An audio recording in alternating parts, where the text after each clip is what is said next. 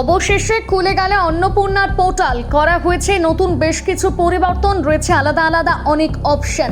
কিন্তু কি কি অপশন যোগ করা হলো, লাগবে কি নতুন কোনো ডকুমেন্ট, জানুন।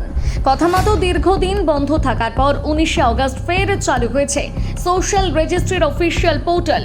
আর এবার শুধু স্ট্যাটাস দেখাই নয়, পোর্টালে করা হয়েছে একাধিক পরিবর্তন। গত 1 জুন থেকে 31শে জুলাই পর্যন্ত অন্নপূর্ণা যোজনার জন্য অনলাইনে আবেদন নেওয়া হয়েছিল, কিন্তু 31শে জুলাইয়ের পর আচমকা বন্ধ হয়ে যায় পোর্টাল। ফলে নতুন করে আবেদন তো দূরের কথা, অনেকেই নিজেদের আবেদনের স্ট্যাটাসও দেখতে পাচ্ছিলেন না।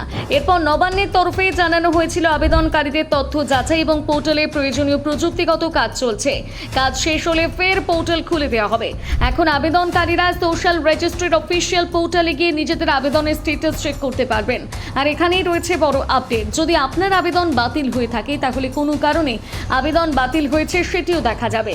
রাজ্য সরকারের দেওয়া তথ্য অনুযায়ী মোট প্রায় 17 লক্ষ আবেদন বাতিল হয়েছে। এর মধ্যে প্রায় 10 লক্ষ আবেদন আধার ও ব্যাংক অ্যাকাউন্টের লিঙ্ক সংক্রান্ত সমস্যার কারণে বাতিল হয়েছে বলে জানানো হয়েছে।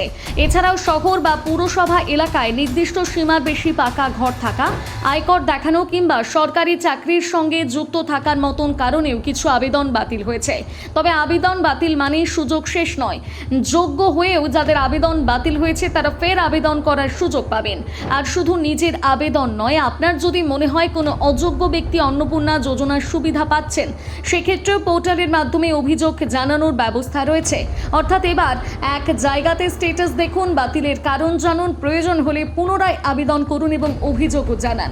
তাই আপনি বা আপনার পরিবারের কোনো মহিলা অন্নপূর্ণা যোজনায় আবেদন করে থাকলে একবার পোর্টালে গিয়ে নিজের স্ট্যাটাস অবশ্যই যাচাই করে নিন।